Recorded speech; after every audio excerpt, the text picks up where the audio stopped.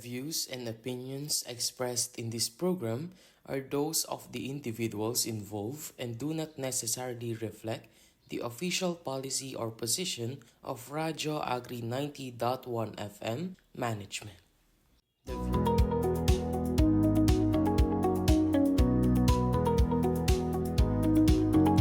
Okay. Magandang hapon po sa lahat ng ating mga listeners at syempre sa ating mga live viewers through Radio Agri 90.1 Facebook page. Happy Thursday everyone!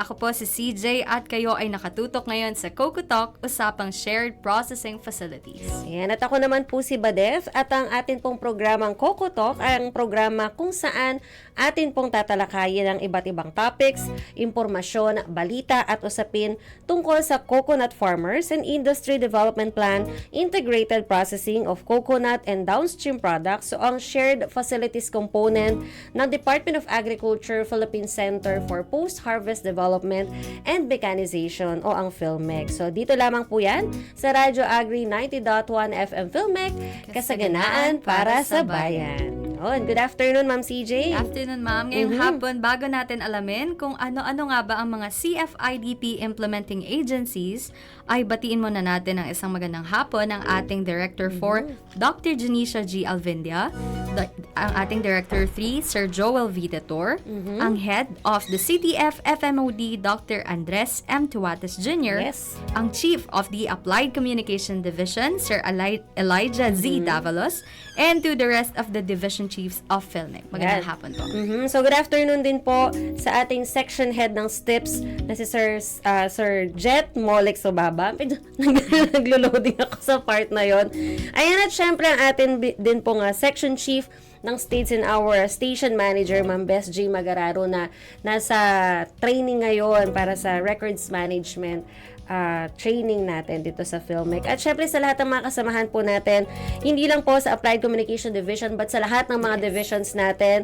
At syempre sa buong PhilMec community, lalo-lalo na sa ating mga utility personnel, sa mga guards on duty, sa mga kapitbahay rin po nating mga ahensya, mga offices at institutions, and at the same time sa mga nasa kani-kanilang mga sasakyan at sa mga naiwan din po sa kani-kanilang mga tahanan. Ayan, good afternoon po sa inyo.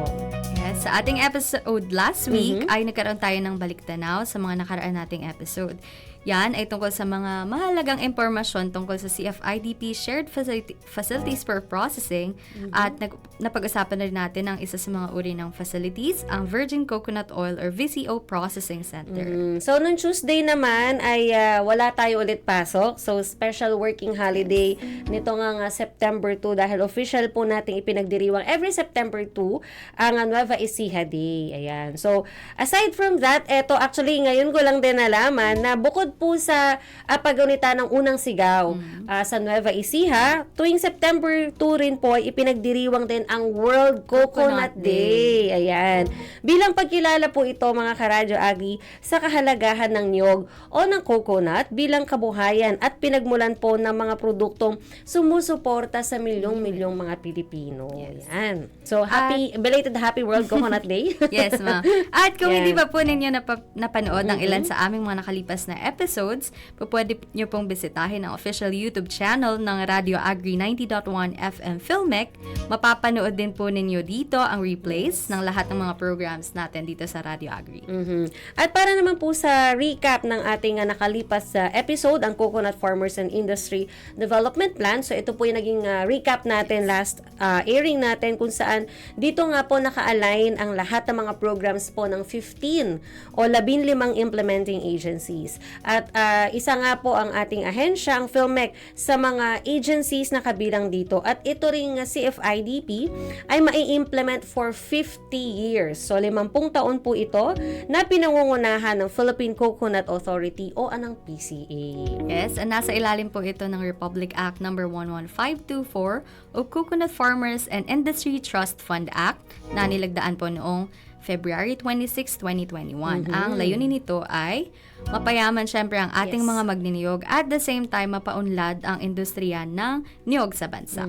So, ang atin pong ahensyang PhilMec ay naka-assign sa pagtatayo ng Shared Facilities for Processing o ang ating SFP. Hindi lang po ito para sa niyog, kundi maging sa iba pang mga commodities gaya po ng kape, kakao at maging sa mga produktong dairy at livestock. Lahat po na pwede nating i-process ay pwede pong ibigay sa lahat po ng mga magiging qualified recipients. Yan. At sa ngayon po ay meron ng 63 cooperatives na na-awardan ng facilities. And ongoing pa rin po ang awarding. And ibig sabihin mula sa simula ng process hanggang sa pagpapak ng kanilang mga produkto, yun po yung ipoprovide ng program para sa kanila. Yes. So, ang PhilMec naman po ay nakastation sa isang facility for 3 years. So, meron po tayo mga naka-immerse na mga experts para matulungan po na maging sustainable ang program per location yan. Yes. Kasi nationwide po ito, mga Karadyo Agri. Kaya po lahat ng support through capability training, equipment sa building. Yes. Lahat po ito ay ibinibigay po ng libre ng PhilMec through CFIDP. And of course, sa mga other implementing agencies din, ay meron din ganitong serbisyo. Meron lang silang kanya-kanyang field na mapag-uusapan natin yan mamaya. Yan, target din po na ang mga operators sa mga facilities ay maging certificate holder ng TESDA at maging learning site din ang mga facilities sa tulong naman ng Agricultural Training Institute or ATI. Yes. At ang qualified po na maging part ng program na ito ay ang mga Small Coconut Farmers Cooperative. Pwede rin naman po, kagaya na nabanggit natin last time, na yung mga local government units o LGUs, pero nire-require po mga Karadyo Agri na sila po ay dapat na may partner na hindi pa po qualified na cooperative. Para kapag po once na ma-qualify na itong mga coconut cooperatives na to ay automatically ita-transfer na. Para mas madali din yung Yes, process. ng local government unit yung project po sa qualified ng cooperative.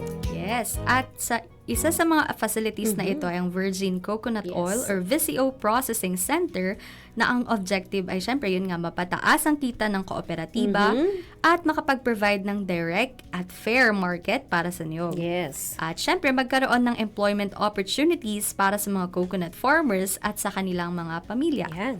At ang total cost po ng ating VCO Processing Center ay 29 million pesos para sa building at equipment. 19 million po dyan ang naka-allot for the building, then another 10 million for the equipment. So, meron na po tayong mga existing na mga recipients ng VCO Processing Center. Ito po ay sa Aklan, sa Ilocos Norte, at sa Bohol. Kaya naman po para sa ating mga coconut farmers, yung mga Karadyo Agri nating coconut farmers, i-take po natin ito pong napakagandang opportunity na ito at maging parte po ng programang CFIDP Shared Facilities for Processing. Dahil investment po ito, napakagandang investment ito actually, Ma'am CJ, para po sa kinabukasan ng lahat ng pamilya ng mga coconut farmers. Actually, yun nga yung maganda dito sa CFIDP. Lahat, hindi lang mismo yung mga farmers, pero yung kanilang mga anak din, yung family nila ay talagang makakapakinabang through the functions and fields na of specializations din ng mga implementing agencies. Kaya napakagandang opportunity na maialok or matanggap ito ng ating mga coconut farmers. Yan. At bago po tayo magsimula sa ating topic later, sa pagbabalik ay tutuloy natin ang ating kwentuhan dito pa rin sa nag-iisang Coco Talk usapang shared processing facilities. Samantala, ito muna ang isang CFIDP SPF video para mas maging maalam tayo sa ating programa.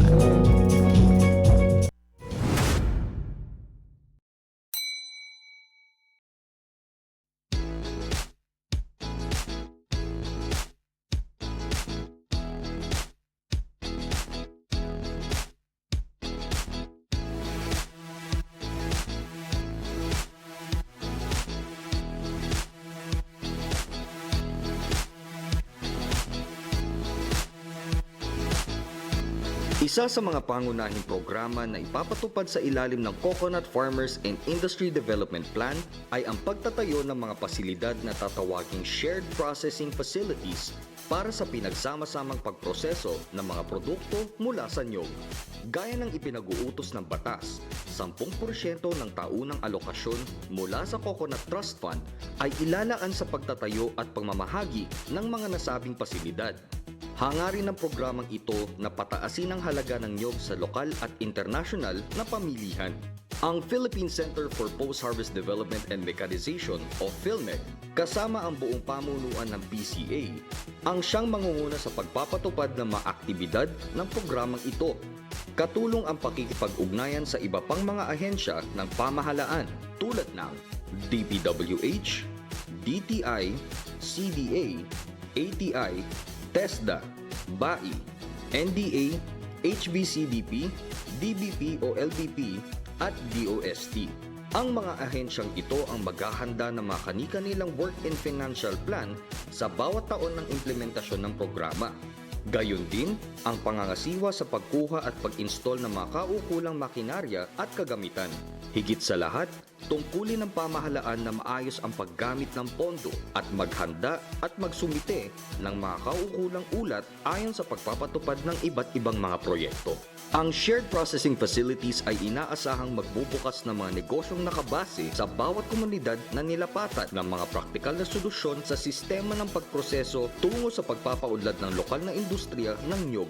Bukod pa riyan, kasama rin sa programang ito ang pagproseso ng mga sari-saring produktong pang-agrikultura tulad ng kape, kakao at mga alagang hayop. Ang mga pasilidad ay magkakaroon ng angkop at dekalidad na mga makina at kagamitan batay sa panukala o kagustuhan ng mga benepisyaryo nito. Ang nasabing facility ay binubuo ng gusali, kagamitan at makinarya sa pagproseso, mga pasilidad sa imbakan, sasakyang panghakot at pangtransportasyon, kagamitan sa pag-aani ng niyog, mga pangunahing instrumento sa pagsubok at iba pang pantulong na kagamitan para sa pagproseso.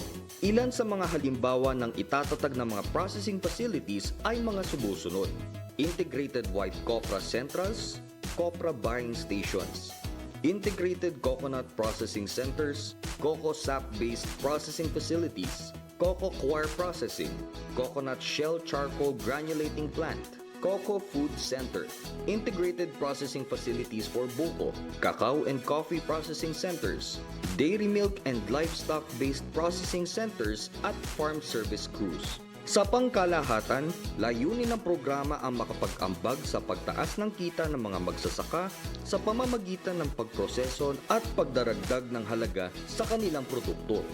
Bilang inisyal na panimula sa unang taon ng programang ito, 500 million pesos ang inilalaan upang tustusan ang paglalagay ng mga angkop na makinarya at iba pang mga pangunahing kagamitan na kinakailangan para maitatag ang mga pasilidad. Ang mga target na grupo ng proponent at benepisyaryo ng programa ay ang mga kooperatiba ng magniniyog o kung wala ito, maaari din ang mga lokal na pamahalaan ng mga natukoy na bayan na may malawak na produksyon ng niyog. Gayunpaman, ang mga LGUs na ito ay dapat lumikha ng mga lokal na konseho ng maliliit na magsasaka upang mapagkalooban ng mga mekanismo para sa konsultasyon at aktibong pakikilahok.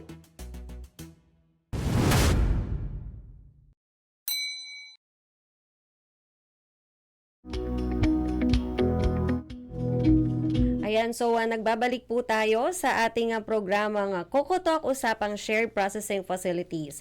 So dito lamang po yan sa Radyo Agri 90.1 FM PhilMec, kasaganaan para sa bayan. So kanina nga ay nabanggit mo na kanina, Ma'am CJ, na mapag-uusapan natin yung iba't ibang mga implementing agencies, kasama of course ang PhilMec at ang PCA o ang Philippine Coconut Authority sa pagpapatupad po ng Coconut Farmers and Industry Trust Fund Act at kung ano-ano po yung mga programa o proyekto ng bawat implementing agency. So, umpisahan na siguro natin, Ma'am CJ, ano? So, unahin na po natin, of course, ang development of hybrid coconut seed farms, nursery for planting and replanting, and research mula po sa Department of Science and Technology, Philippine Council for Agriculture, Aquatic and Natural Resources, Research and Development, o ang DOST PCARD, at ang Philippine Coconut Authority o ang PCA. So, ang DOST PCARD at ang PCA po ay nakatuon sa R&D o ang Research and Development aspect po ng Coconut Hybridization Program o yun pong CHP, maging sa pag-adapt ng mga technologies na sumusuporta po sa hybridization. So aside from that po, ay tinitiyak din ito na maging sustainable ang production ng quality coconut hybrids para ma-improve yung hybridization processing facilities at the same time, as part of the sustainability, ay maturuan or matrain yung mga coconut stakeholders natin. Yes. And number 2 naman ay ang training of farmers and their families. Ayan. Nasa ilalim naman po yan ng Technical Education and Skills Development Authority or TESDA, at kasama po nila ang Agricultural Training Institute or ATI. Ayan. Magkakaroon po ng training tungkol sa coconut production, processing technologies, value addition of coconut products, at sustainable farming methods gaya ng organic farming. Maging ang financial literacy at farm business school programs ay isinasagawa din dahil layunin po nito na bigyan sila ng kaalaman at kasanayan para sa mas magandang pagnenegosyo at pagtatanim. Ayan. So, kanina yung research and development, then training para sa mga farmers at sa kanilang pamilya. Ang gandang i-emphasize kasi na hindi lang nga yung farmers but their families can benefit through training as well as part of the sustainability efforts. So, meron din po tayong research, marketing, and promotions naman po through the Department of Trade and Industry o yun pong DTI. So, ang DTI po ay nagbibigay naman ng marketing assistance sa mga beneficiaries po ng SPF o ng Shared Processing Facilities. Kasama po dito ang business matching strategies, pag-establish po or paglulunsad ng mga market linkages. At the same time, pagsasagawa din po ng mga trade and investment promotion and facilitation at ang market intelligence. Kasama rin din po dito ang pag-assist ng DTI pagdating sa pag-package, pag-label at pati pagbabarcode ng mga finished products. At the same time ay ang pagkakaroon ng training hubs or ng mga one-stop shops para sa mga coconut-based products natin. Yes, importante po yun, ma'am, no, na Totoo. meron din parang ma-assist sila in terms of marketing. Kasi Totoo. for sure, hindi ganun ka knowledgeable yung mga farmers kasi nakafocus sila sa pag-produce. ng Yeah, mga- oo. Although nandyan, na-mention mo kanina yung TESDA at saka yung ATI when it comes sa pagte-train para sa pagnenegosyo, not only sa pagtatanim, pero yung marketing assistance at saka yung pag-promote ng mga Yes. products nila, pag-package actually ay na-mention din para at least, nabanggit mo din kasi kanina yung fair marketing. Fair market. Oo, fair market para sa atin pong mga coconut farmers. Kaya, syempre, para mas maging well-capacitated at maganda yung quality ng mga products. So, kasama dapat siya na pleasing at maganda yung quality ng Para may pagpapackage. panlalaban din sa Yes. ibang... Oo, lalo na international Yes. market, 'di ba? So, for sure, yan yung isa sa mga goal din ng ating mga farmers at ng mga agencies din na kapartner natin. Yes, and number 6, ang farm improvements through diversification and or intercropping with livestock, dairy, poultry, coffee, and cacao production. Ayan. Through National Dairy Authority, DA High Value Crops Development Program or DAHVCDP and DA BAI or Yes. DA Bureau of Animal Industry. Yan. Yan. Under NDA po, ang role nila ay tumulong upang magkaroon ng improved, productive at profitable coconut farms integrated with dairy farming activities kung saan ang mga dairy animals na nagproproduce ng milk at milk products ay nakapagbibigay rin ng karagdagang kita sa mga coconut farmers.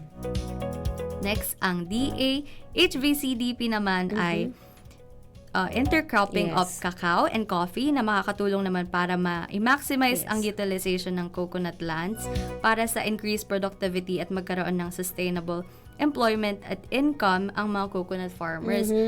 Kung hindi po familiar ang ating mga karadyo, ang intercropping po ay yun yung, for example, sa isang coconut land, in between ay magtatanim po sila ng cacao or coffee para hindi sayang yung space. Yeah, totoo. Yan. And lastly po ay ang DA BAI or ang role naman po nila ay through native livestock integration Yes. na layunin naman na palakasin at isaayos ang economic situation ng mga coconut farmers para tumaas ang productivity ng kanilang coconut farms. Yan, okay. So, kumbaga nandiyan yung presence ng dairy industry, yung utilization nga ng coconut lands. Kaya na-mention din natin na meron pang other commodities like yung kape, yung kakao. Dahil nga dito sa tulong din ng HVCDP at syempre yung livestock integration. Ayan. So, farm improvements yun sa'yo, Ma'am CJ.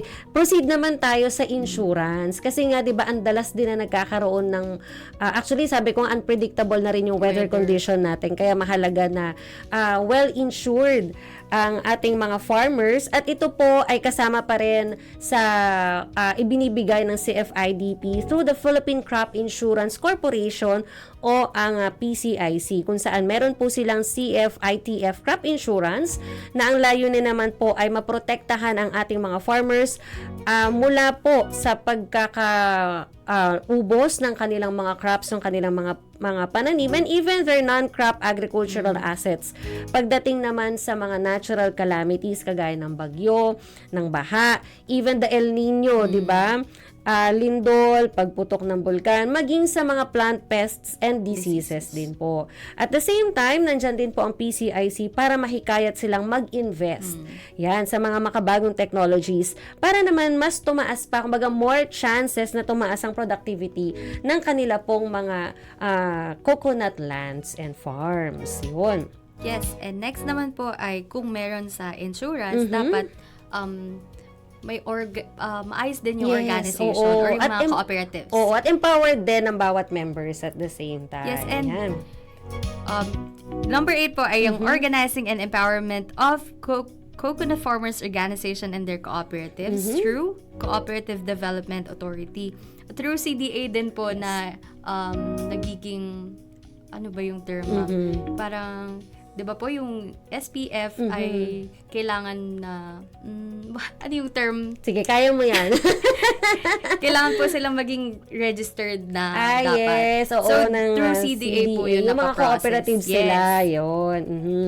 Ito naman po ang responsible sa pag-organize at pag-empower ng coconut farmer organizations and their cooperatives para po ma-enhance ang kanilang entrepreneurial, managerial, at technical skills ng mga cooperatives para makapag-organize ng self-sufficient coconut farmer cooperatives. Yan. Kasi syempre, nabanggit nga natin na ang requirement ay mga small coconut cooperatives. And syempre, isa sa mga reason din nun ay para ma-empower sila na despite maaring hindi ganun karami pa yung members or parang medyo starting, pero syempre may required number of coconut farmers tayo. But through that, through CDA, ay kahit pa paano maturuan sila na maging mas organisado at maging sufficient, self-sufficient yung mga cooperatives natin. Na kumbaga kahit iwan sila ng CDA or para matapos na yung training, ma-assure na well-organized yung kanilang co-op. Mula sa kanilang presidente hanggang sa bawat members. And empowered at the same time, regardless ng kanilang position sa kanilang co-op. Andyan din po, of course, ang credit programs mula sa Development Bank of the Philippines at ng Land Bank of the Philippines. Ay ng DBP at LBP. So, ang mga bangko po na ito, ang mga financial institutions po na ito, ang siya namang nag-i-implement na mga credit programs para po makapag-provide ng loans o pautang po sa mga projects na related sa coconut value chain na nakapagbibigay po sa mga coconut farmers, even their organizations at cooperatives ng easy to access at affordable po na credit loans. Halimbawa, medyo kulang sa kapital o sa puhunan yung ating mga co-op, ay nandyan po ang credit program ng DBP at ng LBP. Yan. Yes, and number 10 naman ay ang infrastructure development through Department of Public Works and Highways or DPWH. Yes. And ito po yung katulong ng PhilMec sa pagtatayo ng mga shared processing facilities. Yung mga building, ano? Yes po. Ito ang sumusuporta sa ibang mga partner agencies na katulad ng PhilMec, PCA at LGU sa planning at implementation ng mga projects. Sa context po ng CFIDP, ang mga infrastructure development projects na popondohan ng trust fund ay ang mga roads, SPFs, trading posts, post-harvest facilities, research or training facilities at establishment or rehabilitation po ng mga irrigation facilities. Yan, more on infra. Yes. Yan, at syempre yung mga post-harvest facilities nga wherein katulong nga dyan ang ating ahensya. At ito yung isa pang magandang bagay kasi nga hindi lang ito tungkol sa mga coconut farmers through trainings, credit, insurance programs, pero nandyan din po, kasama din po na implementing agency ang Commission on Higher Education o ang CHED para po sa scholarship programs ng mga farmers po natin at gayon din sa kanilang pamilya. Yan. So ito naman pong CHED ay sila pong sumusuporta sa mga undergraduate students na mag-e-enroll or currently enrolled po sa agriculture, agricultural engineering, agribusiness management, agricultural economics at iba pang courses na maa-identify po ng Philippine Coconut Authority o PCA bilang isang mahalagang pangangailangan po ng coconut industry. So layunin naman po nitong mag-raise ng tinatawag natin na social equity sa mga coconut farmers at mapagaan din po ang kahirapan sa pamamagitan ng quality education para po sa kanilang mga anak o iba pang mga dependents. Ayun, kumbaga ma-ensure na merong makakapagtapos sa kanilang mga anak or sila rin mismo ay maaari rin magkaroon ng another opportunity na makapag-aral. Basta po specifically for CFIDP, aligned doon sa ma-identify na kailangan ng coconut industry as per the standards, of course, ng PCA. Kasi parang ina-assure din po na sila yung makakatulong dun Yes. sa mismong business or dun sa mismong Oo. facility. Tsaka yung sustainability part din, talagang at the end of the day, sila yung next generation yung mga ating mga students ngayon. So, mahalaga na well-capacitated sila. And, syempre, isa sa mga paraan para ma-sustain at the same time capacitated in terms of knowledge lalo na ay pagbibigay ng mga scholarship opportunities. Yes. And for 50 years din po kasi yung Yeah. program. So, ibig sabihin, baka nakagraduate na sila by Yes. the time na pwede na sila Oo. makatulong. At yung mga nakagraduate na yun, ay meron na rin mga kanya-kanyang families for sure sa loob ng 50 years. Kaya, maa-assure din na in terms of quality education ay nandyan pa rin ang CFIDP through the CHED. Yes. Yun. And number 12 naman po ay ang health and medical Yan. program for farmers and their families. Kasi katulong naman po dyan ang PCA, kasama nila po ang PhilHealth. PhilHealth. Kaya ang pangunahing layunin po ng TF Health and Medical Program ay masiguro na lahat ng qualified NCFRS registered coconut farmers na na-meet po ang selection at prioritization criteria ay afford ang pagkakaroon ng access sa health and medical rights and benefits provided under the National Health Insurance Program or NHIP.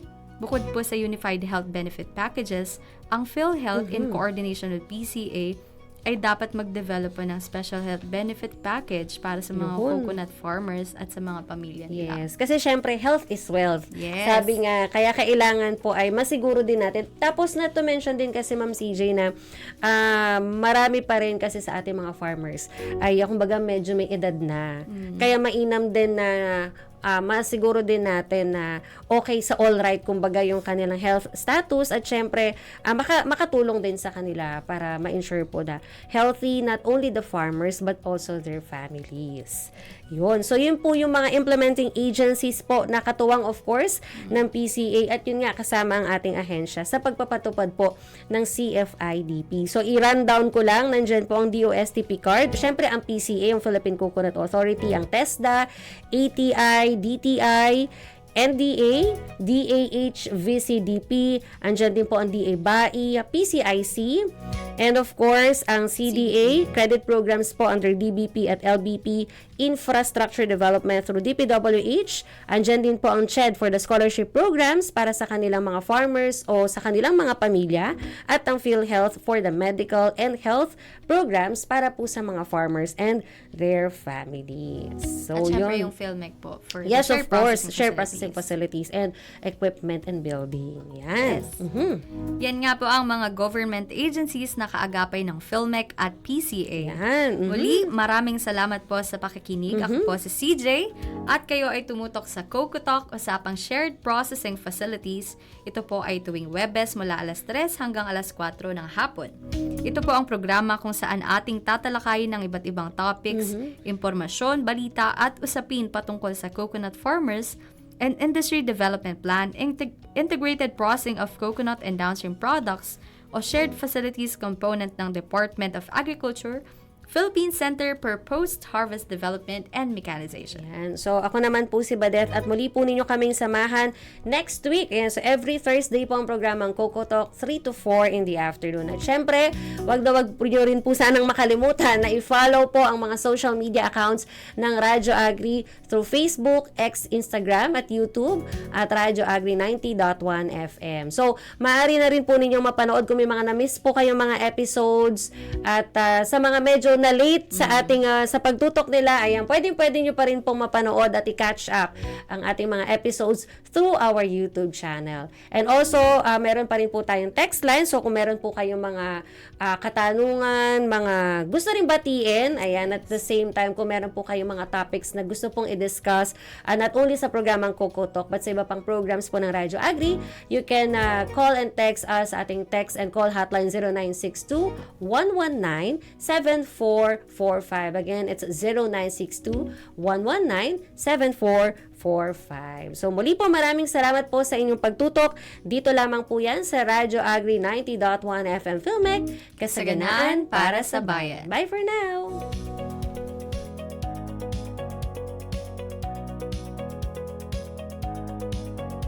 Agri 90.1 FM.